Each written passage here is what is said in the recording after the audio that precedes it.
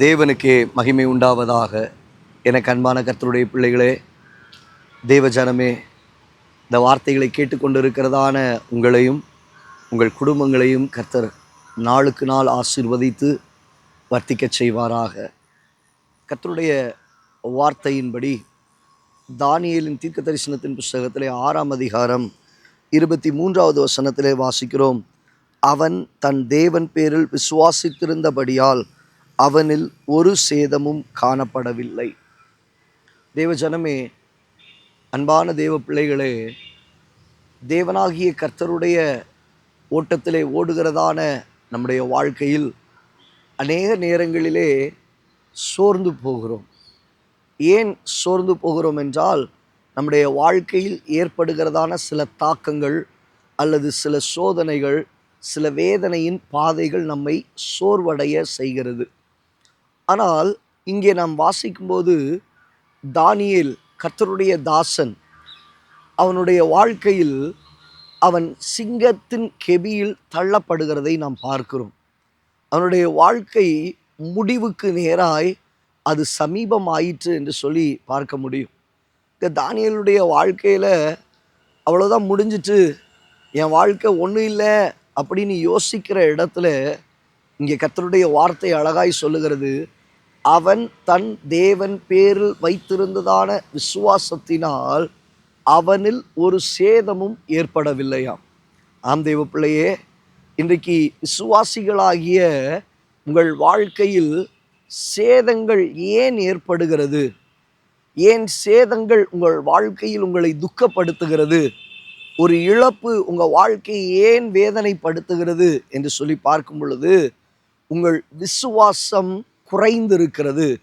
உங்கள் அவ்விசுவாசத்தின் நிமித்தமாகவே இவைகள் ஏற்பட்டிருக்கிறது என்பதை நீங்கள் அறிந்து கொள்ள வேண்டும். இங்கே பல காரியங்கள் நாம் தானியேலுடைய வாழ்க்கையை குறித்து பார்த்தாலும் வார்த்தை தெளிவாய் சொல்லுகிறது. அவன் தன் தேவன் பேரில் விசுவாசித்திருந்தபடியால், தன் தேவனை அவன் விசுவாசிச்சிட்டான். என்ன விசுவாசித்தான்? என் வாழ்க்கையில் எந்த ஒரு சேதமும் ஏற்படாது, எந்த தீங்கும் ஏற்படாது, எந்த துக்கமும் உண்டாகாது, தேவன் என்னை மரணத்திற்கு ஒப்பு கொடுக்க மாட்டார், என் வாழ்க்கையில் கர்த்தர் தீமை செய்ய மாட்டார், தீங்கு செய்ய மாட்டார், என்ன நடந்தாலும் கர்த்தர் அதை நன்மைக்கேதுவாக மாற பண்ணுவார் என்கிற விசுவாசம் அவனுக்குள்ளே இருந்தது. இன்றைக்கு கிறிஸ்துவுக்குள்ளே அழைக்கப்பட்டவர்களுக்குள்ளே எப்படிப்பட்ட விசுவாசம் இருக்கிறது? என் வாழ்க்கையில் வர பல பிரச்சனைகள் அதை என்னை சேதப்படுத்தாது என்கிற நம்பிக்கை நமக்கு இருக்கிறதா? என் வாழ்க்கையில் வருகிறதான நெருக்கங்கள் அது ஒரு காலம் என்னை துக்கப்படுத்தாது என்கிற நம்பிக்கை நமக்கு இருக்கிறதா? என் வாழ்க்கையில் வருகிறதான வேதனைகள் அது ஒரு காலம் என்னை துன்பப்படுத்தாது என்கிறதான நம்பிக்கைகள் இருக்கிறதா? என் வாழ்க்கையில் வருகிறதான இக்கட்டான காரியங்களும் வாழ்க்கையில் மரணத்திற்கேதுவான காரியங்கள் வந்தாலும் தேவன் என்னை தீங்குக்கு ஒப்பு கொடுக்க மாட்டார், தீமையினின்று என்னை விலக்கி ரட்சிப்பார் என்கிற அந்த விசுவாசம் உங்களுக்குள்ள இருக்குதா தேவ பிள்ளையே? ஆண்டவர் அந்த விசுவாசத்தை உன்னிடத்தில் எதிர்பார்க்கிறார். அப்படித்தக்க விசுவாசம் நமக்கு வேண்டும். விசுவாசிக்கிறவன் எப்படி விசுவாசிக்கணும்? தேவன் ஒருவர் உண்டென்றும் தம்மை தேடுகிறவர்களுக்கு அவர் பலன் அளிக்கிறார் என்றும் நீ விசுவாசிக்க வேண்டும். இன்றைக்கு அப்படிப்பட்ட விசுவாசத்தை பார்க்க முடியல. விசுவாசிகளுக்குள்ளே அப்படிப்பட்ட விசுவாசத்தை நம்ம எதிர்பார்க்க முடியல. தேவ பிள்ளையே, கிறிஸ்துவுக்குள்ளே தேறினவனாக விளங்கத்தக்கதாக எப்படிப்பட்ட விசுவாசம் உனக்குள்ளே இருக்க வேண்டும் என்பதை நீங்கள் கொஞ்சம் ஆராய்ந்து பாருங்கள்.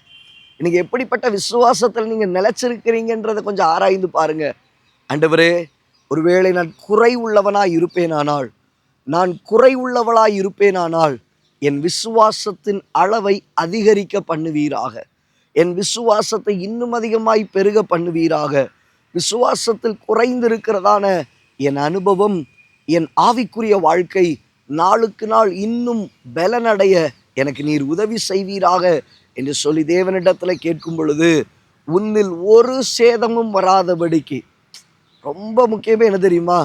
வாழ்க்கையில் வர பல பிரச்சனை மனதை சோர்வடைய வச்சிரும், மனதை சேதமடைய வைத்திரும், ஆவிக்குரிய வாழ்க்கையை சேதமடைய வைத்திரும். இன்னைக்கு ஆண்டவர்கிட்ட கேளுங்க, என் விசுவாசம் உறுதியாக இருக்கும் அப்படின்னா ஒன்றும் என்னை சேதப்படுத்த முடியாது. என் ஆவிக்குரிய வாழ்க்கையை சேதப்படுத்த முடியாது, என் பரிசுத்த வாழ்க்கையை சேதப்படுத்த முடியாது, தேவனுக்குள் இருக்கிற வைராக்கியத்தை சேதப்படுத்த முடியாது. ஆம் தேவ பிள்ளையே, அவன் தேவனுக்குள்ளே வைத்திருந்ததான அந்த விசுவாசம் அவனை ஒரு விதத்திலும் சேதப்படுத்துவதற்கு இடம் கொடுக்கவில்லை. இன்றைக்கு நீங்கள் கர்த்தருக்குள்ளே வைத்திருக்கிற அந்த விசுவாசம் ஒரு நாளும் அது உங்களை சேதப்படுத்தாதபடிக்கு, விழுந்தாலும் எழுந்திருக்க, அறுப்புண்டாலும் மீண்டும் சேர்த்து கொள்ளப்பட தேவன் உங்களுக்கு கிருபை செய்வார். கண்களை மூடி ஜெபிக்கலாமா?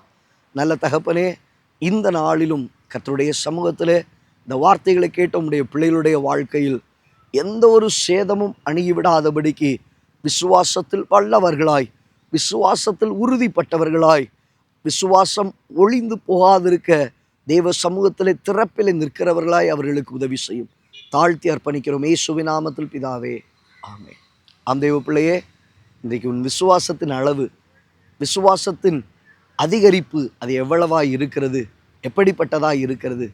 உன் விசுவாசம் உன்னை சுற்றி வருகிறதான எல்லா போராட்டங்களிலும் உன்னை விடுதலையாக்கி பாதுகாக்கும். அது உன்னை சேதப்படுத்தாதபடிக்கு கர்த்தர் உன்னை நிறுத்துவார். God bless you. God bless you. God bless you.